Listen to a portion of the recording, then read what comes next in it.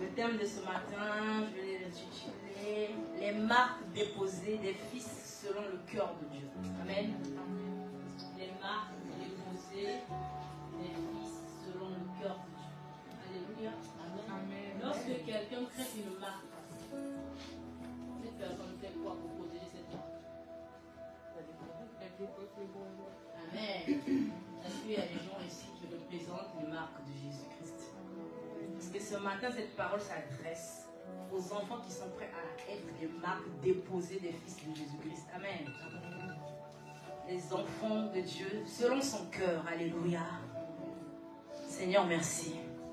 Merci parce que ce matin, tu vas accorder la grâce à quelqu'un de discerner. Alléluia.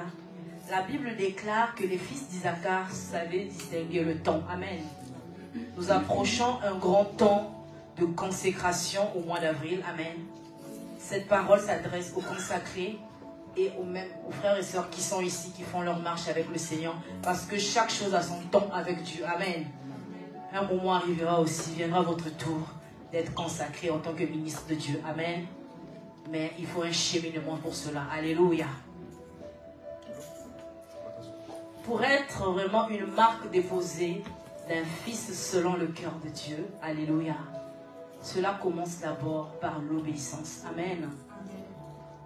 Nous allons lire la parole de Dieu.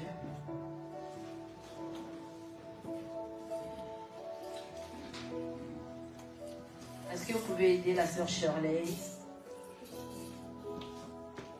L'obéissance vaut mieux que le sacrifice, ce texte-là.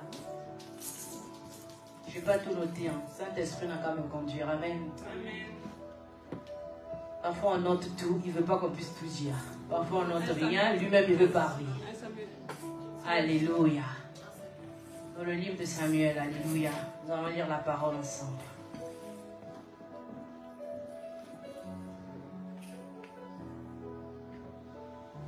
Alléluia. 1 Samuel 15, le verset 22. La Bible déclare, Samuel dit, l'Éternel trouve-t-il du plaisir dans les holocaustes et les sacrifices, comme dans l'obéissance à la voix de l'Éternel? Voici l'obéissance vaut mieux que les sacrifices, et l'observation de sa parole vaut mieux que la graisse des béliers. Amen. Ici, le Seigneur veut nous rappeler quelque chose, que dans notre marche avec le Seigneur, la première chose, là je dirais c'est un ordre qu'il nous donne, que l'obéissance vaut mieux que le sacrifice. Nous pouvons tout faire. Si nous ne sommes pas obéissants, nous ne pouvons pas percer avec Dieu. Amen. Amen. Il y a certaines grâces que nous pouvons passer à côté à cause de la désobéissance. Alléluia. Nous allons prendre l'histoire de Esther. Amen. Esther, c'est une jeune fille qui avait ses parents avant. Et ensuite, ses parents sont décédés. Elle a été adoptée par le neveu à son papa, donc Mardoché. Amen. Et cette fille avait, je pense qu'elle avait quelque chose en elle qui a fait qu'elle puisse atteindre cette dimension-là. Amen. Lorsque nous prenons la parole de Dieu dans le livre de Esther 2, le verset 10.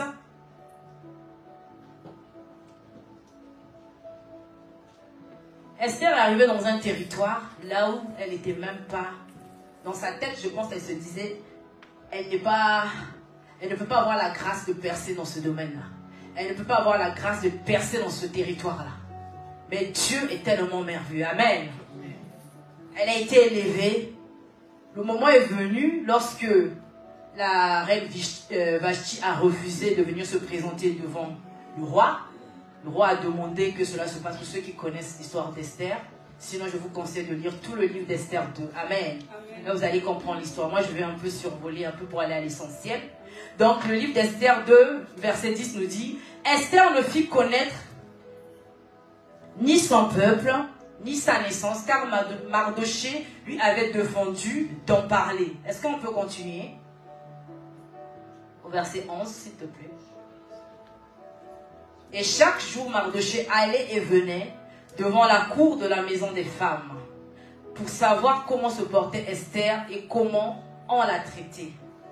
Et ce que Mardoché demande à Esther de faire, dans le livre d'Esther 2, le verset 10, Mardoché interdit à Esther de révéler sa vraie identité. Amen. Si Esther était désobéissante, elle allait révéler sa vraie identité. Esther n'aurait pas trouvé grâce aux yeux du roi. Amen. Et même le fait même d'obéir, lorsque nous continuons dans le livre d'Esther 2, le verset 12. Alléluia.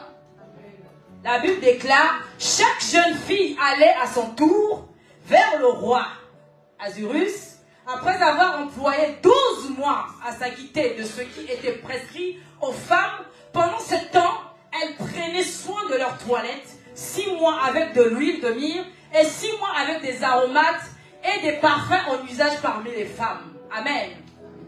Cette fille-là, si elle était têtue, parce que je sais qu'en nous, les femmes, nous avons les gènes de la rébellion. Amen. On a ces gènes-là. Mais avec la grâce de Dieu, on peut dompter ces choses-là. Amen. Mais elle a été obéissante. Elle a suivi ce protocole-là. On a dit 12 mois.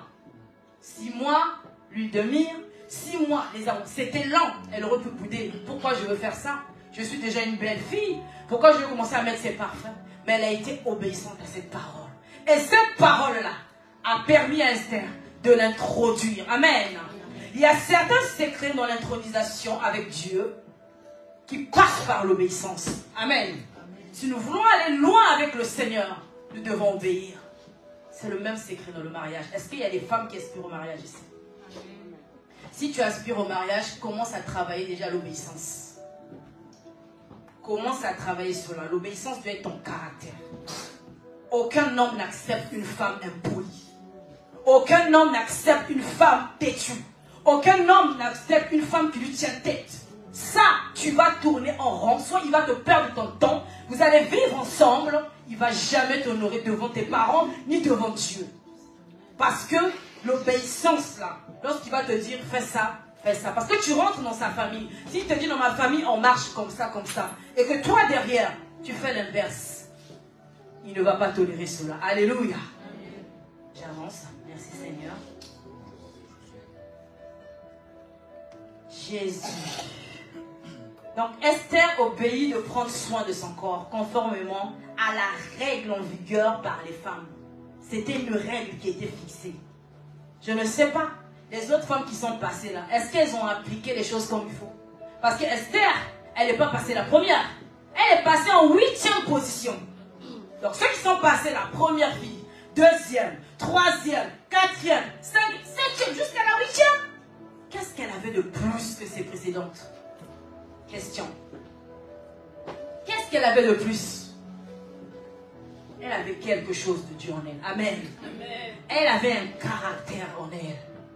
Et ce caractère-là était l'obéissance, bien aimé. Amen. Alléluia. Lorsque nous avançons dans le livre d'Esther 2, toujours le verset 17, la parole nous dit, le roi aima Esther plus que toutes les autres femmes, et elle obtint grâce et faveur devant lui plus que toutes les autres jeunes filles. Il mit la couronne royale sur sa tête et la fit reine à la place de Vashti. Amen. Amen.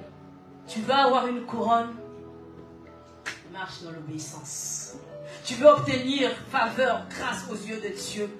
Marche dans l'obéissance. Tu veux grandir dans ton ministère? Marche dans l'obéissance. Tu veux impacter un peuple? Marche dans l'obéissance. Alléluia. Esther, elle n'aurait pas fait, elle n'aurait pas trouvé faveur aux yeux du roi Ahasuerus. Autant de femmes. Et ça défilait, hein? Ils rentraient là, chacun rentre. Le lendemain, oh là là. Je suis sûre même, elle était en 8e position, elle se disait, ah, est-ce que j'aurais vraiment cette chance-là d'être prise? Est-ce que vraiment ce roi-là va me regarder? Il y a déjà 7 qui sont passés devant. Elles sont sorties de l'autre côté. Parce que quand tu sors de l'autre côté, c'est qu'on ne t'a pas gardé. Mais elle a trouvé grâce. Parce qu'elle a obéi au protocole divin. Amen. Le protocole divin nous introduit dans la royauté. Amen. Le protocole divin a permis à Esther d'être couronnée reine. Alléluia.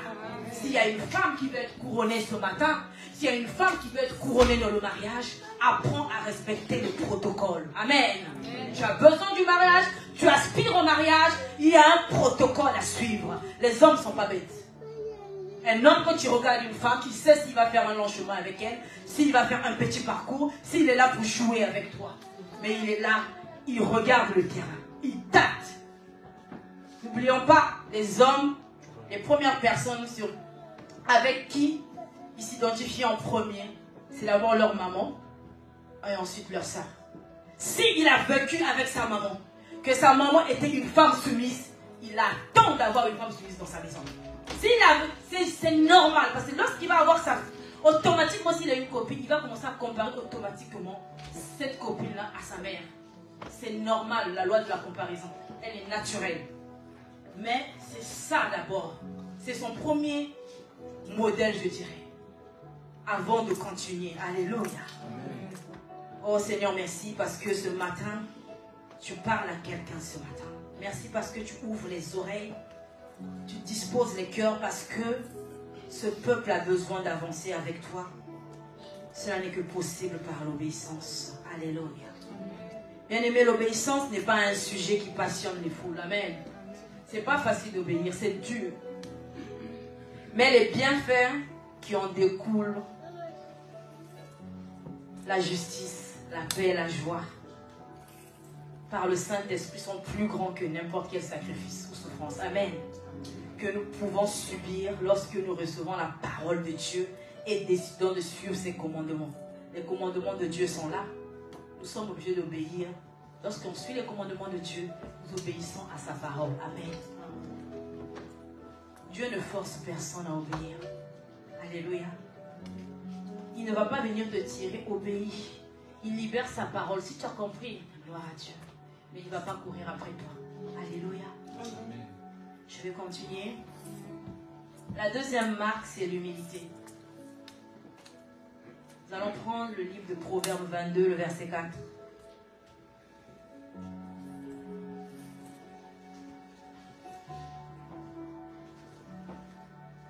Proverbe 22, le verset 4.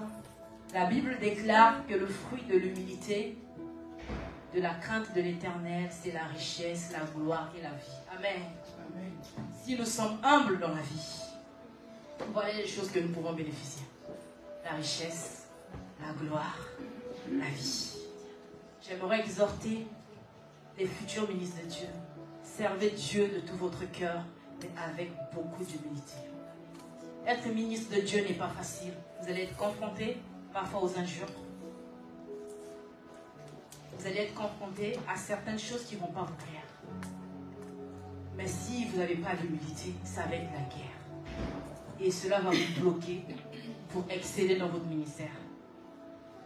Servez Dieu de tout votre cœur. Même la personne qui est là, que ce soit Jacques, Hélène, servez Dieu de tout votre cœur avec humilité. Et vous irez loin avec le Seigneur. Servez Dieu avec humilité. C'est très important. Notre Père spirituel est un modèle. Amen. Nous avons un Père qui est humble. J'ai jamais vu un papa si humble que ça. Dans d'autres églises, waouh, quel protocole pour accéder à ce papa. Dans d'autres églises, quel protocole, rien que pour passer à la chair. Mais ce papa-là, il voit qu'il y a quelque chose en nous. Et tellement qu'il sert Dieu avec humilité, il se dit qu'il doit nous donner une chance. De pouvoir passer à la chair. Et lorsque tu as cette grâce de pouvoir passer à la chair, ne gâche pas ça. Parce que la personne qui te donne sa chair, tu es cher à sa vie. Ce n'est pas donné à n'importe qui de passer à la chair. Mais lorsqu'il vous accorde cette grâce, servez Dieu en toute humilité. Cherchez Dieu. Les combats vont se lever. Servir Dieu n'est pas facile. Je peux vous dire, j'en ai fait la preuve. Je sais ce que j'ai vu. Je sais ce que j'ai vu avec Dieu. Mais c'est la grâce de Dieu. Ça ne fait pas 10 ans que j'évolue dans Shekinah. Mais en peu de temps, Dieu a vu mon cœur, ma disposition, les sacrifices. Et c'est Dieu qui m'a introduit. Je ne me suis pas introduit par moi-même. C'est Dieu qui m'a accordé cette grâce. Amen. Moi, je suis venue à Shekinah, j'étais étudiante à l'époque. Je peux vous dire, les études infirmières, ce n'est pas facile. Étudiante, j'étais seule avec mes enfants. J'ai élevé mes enfants. Et en même temps, je faisais des études. Je suis arrivée à Shekinah. Il y avait un rythme un peu soutenu. On était là le mardi, l'intercession. Le vendredi, on est là.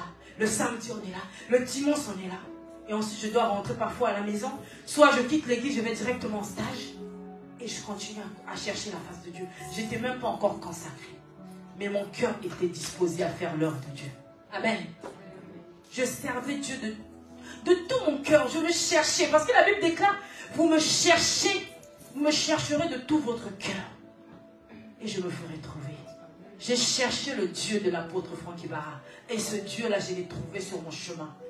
Ce Dieu qui n'échoue jamais. Ce Dieu qui a changé l'histoire de ma vie. Ce Dieu qui m'a donné une identité. Lorsque j'ai disposé mon cœur à faire son œuvre. Servant Dieu en toute humilité. Si vous ne le servez pas en toute humilité, je vous jure, je suis à la chaîne. Même s'il y a l'huile sur la tête, tu ne vas pas impacter les autres. Tu ne vas impacter personne. Parce que le combat va être rude, je vous rassure. Mais préparez-vous. Ne baissez pas les bras. Cherchez Dieu. Priez. Jeûnez. Il est très important de demeurer dans la présence de Dieu. Servez Dieu avec humilité. Respectez les personnes qui viennent. Que ça soit un enfant. Dans le ministère, il y a le respect des aînés. Même si tu es plus âgé que cette personne, mais cette personne a été ordonnée avant toi. Il faut être humble. Honorer l'onction des aînés. C'est très important. Amen. Servons Dieu avec humilité. L'orgueil ne nous emmène pas quelque part. Moi, ce que j'aime avec papa, c'est quelqu'un qui est très dur. Bientôt, vous allez être ministre de Dieu, vous allez comprendre. Lorsqu'on est ministre, il est très très dur avec nous. Mais si tu n'es pas humble, que tu mets l'orgueil devant, tu vas t'énerver, tu vas hausser le temps à ce père. Et tu vas gâcher ta vie. Tu vas gâcher la grâce qui est en toi. Mais si tu es humble, tu dis non, au fond de toi, tu te dis ce que le Père est en train de dire là, il sait pourquoi il me le dit. Je le prends bien. Je fais les choses et j'avance. Ça va arriver, papa. Il peut vous envoyer un message. Mais il le parle, hein, il le dit vraiment à un temps. C'est impératif. Il n'y a pas de signe de paye, il n'y a rien. Mais tu le prends comme ça. C'est un père qui a parlé. Tu fais tes trucs, tu obéis. Tu fais les choses. Amen. Amen. Et Dieu va vous propulser. Alléluia. Amen. Oh Seigneur Jésus, merci. Alléluia. Dans le livre de Sophonie 2, le verset 3, la Bible déclare: cherchez l'Éternel, vous tous humbles du pays, qui pratiquez ses ordonnances, recherchez la justice, recherchez l'humilité. Peut-être serez-vous épargnés un jour de la colère de l'Éternel. Amen. Ça, c'est pas moi qui le dis, c'est la parole de Dieu qui le dit. Donc, ça veut dire que cherchez l'Éternel, vous tous humbles. Donc, si tu n'es pas humble, tu vas aller chercher Dieu pourquoi? Si tu es orgueilleux, c'est que tu connais tout. Dieu va te dire, fais ça. Tu vas dire à Dieu, non, non, non, non, non, non, non. Moi, je suis contre ta parole. Moi, je veux ça. Tu vas mourir cadeau, comme disent les livres. Alléluia. Bien aimé, il faut servir Dieu avec humilité. C'est une chose importante à demander au Saint-Esprit. Tous les jours dans tes prières, tu peux être là, Saint-Esprit, façonne mon caractère. Façonne mon caractère. Ça peut être ta prière de tous les jours. Brise mon orgueil. Brise mon orgueil. Parce que nous devons nous approcher de Dieu avec beaucoup d'humilité. Allez. Amen. Comme l'ont fait les 24 vieillards. Amen. Les 24 vieillards, ils avaient leur couronne sur la tête. Ils se sont approchés devant le trône de Dieu. Avant même de se prosterner, qu'est-ce qu'ils ont fait? Ils ont pris les couronnes. Ils ont jeté. Et ils se sont humiliés. Alléluia. Amen. Amen. Dieu est bon. Pour l'histoire des 24 vieillards, c'est dans le livre de Apocalypse 4:10. Pour ceux qui doivent prendre les références, s'il vous plaît. Je vais noter. Je vais avancer. Alléluia. Seigneur, merci. Dans l'humilité, nous pouvons compléter aussi la fidélité. Amen. Lorsque nous faisons l'œuvre de Dieu, non seulement nous devons être humbles, nous devons aussi être fidèles. Amen. Fidèles dans les hauts, fidèles dans les bas. Parce que la vie n'est pas un long fleuve tranquille. Il y a des mouvements. Mais tant que tu es fidèle à ce Dieu-là, Dieu, il n'abandonne personne. Amen. Il y a des moments parfois dans la vie, on peut se dire, hey, le Dieu que je sers depuis là, il m'a abandonné. Ce Dieu que je sers, il ne fait rien. Moi aussi, je vais laisser tomber. Mais c'est le moment où le diable te guette. Il n'attend que ça. Quand tu vas venir de l'autre côté, il te récupère. Restons fidèles à Dieu. Quelles que soient les saisons, quelles que soient les situations, restons fidèles à Dieu. Amen. Restons fidèles à Dieu. Ne demeurons pas fidèles à Dieu parce qu'aujourd'hui Dieu m'a béni, je vais être fidèle à lui. Aujourd'hui Dieu m'a mis dans le mariage, je vais être fidèle à lui. Non! Même quand tu n'as rien, reste fidèle à Dieu. Amen. C'est très important la fidélité. Nous allons prendre un autre point, la soumission. Le livre de Romains 13, le verset 1.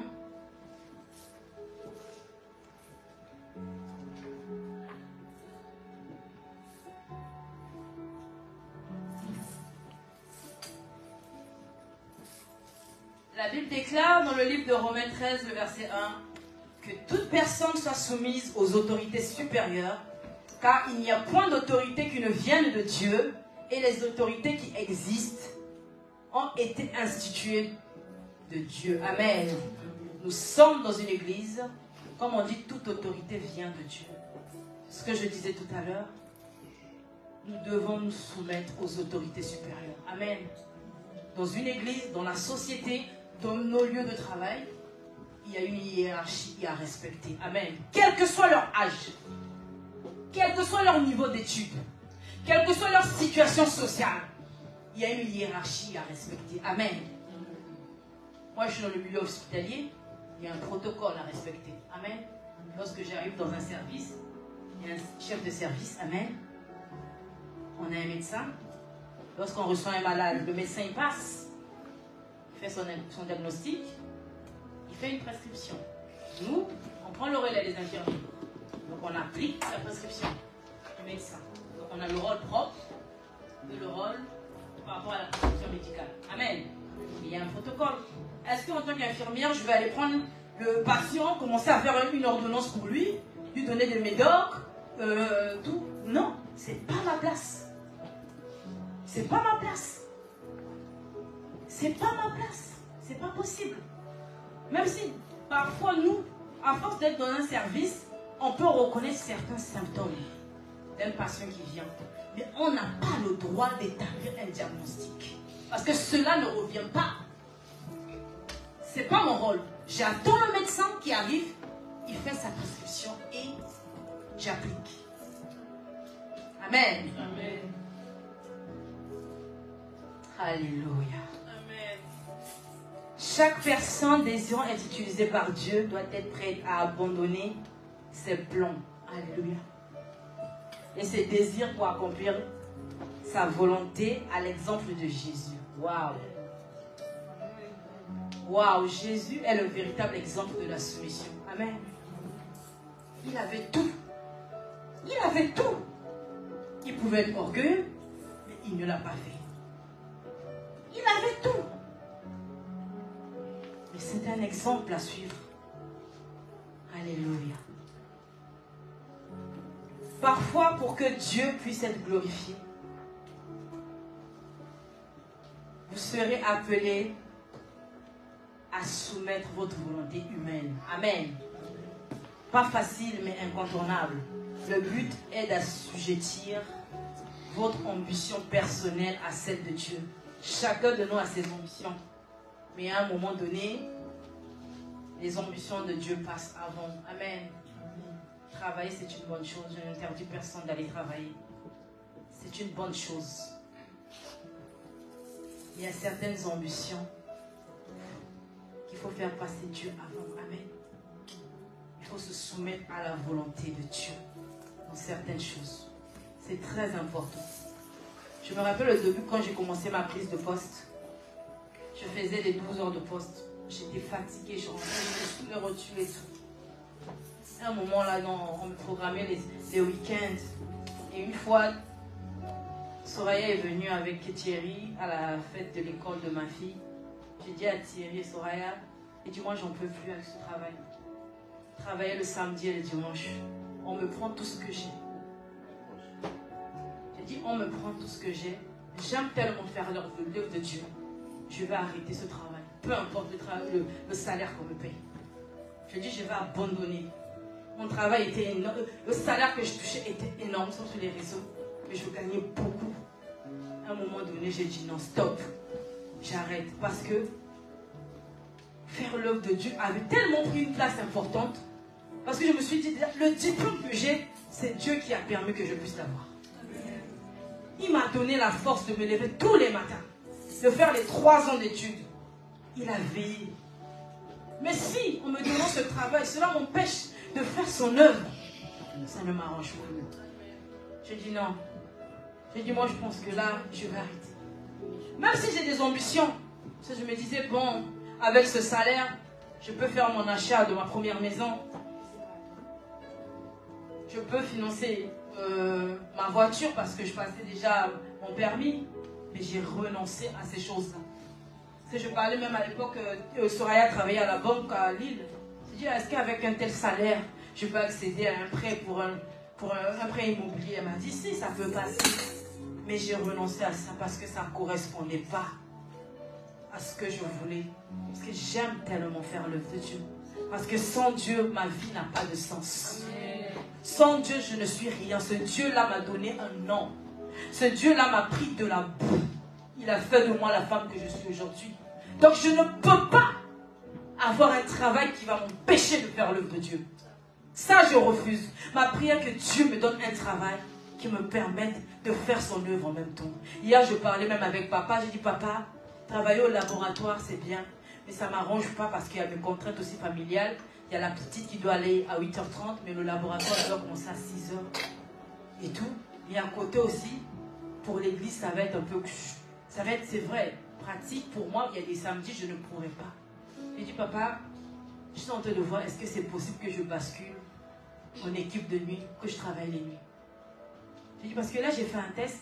Je viens tous les jours à la veillée ici, je laisse mes enfants seuls. Et quand je rentre, mes enfants sont bien, tout se passe bien. Pourquoi pas postuler pour un poste d'IDE de nuit? Et comme ça, au moins, je rentre le matin, je peux venir à l'église, je peux venir au culte, faire ce que je veux, et le soir, je travaille. J'ai dit à papa, il faut prier pour moi, pour ça. Amen. Amen. Seigneur est bon. Je vais chuter, alléluia. Il y a beaucoup à dire, mais je pense que l'essentiel est dit. Amen. Donc, pour finir, je voulais dire ceci, que l'obéissance, l'humilité et la soumission sont des ressorts pour nous propulser dans la royauté. Amen. Vous savez, un ressort, quand on l'appuie, après on le relâche, qu'est-ce qu'il fait? Il remonte, le ressort. C'est la même chose. Lorsque tu fais l'œuvre de Dieu, lorsque tu es homme, tu es soumis, tu es fidèle, tu es obéissant avec Dieu, Dieu te propulse. Alléluia. Amen. En tout cas, que cette parole vous fasse du bien. Que cela trouve une place dans vos cœurs. J'espère qu'il y a des vierges sages ce matin en cellule. Alléluia. Qu'il n'y a pas des vierges folles. Gardez bien la parole. Amen. Qui est la lampe et le Saint-Esprit qui est l'huile. Amen. Soyez bénis au nom de Jésus. Amen.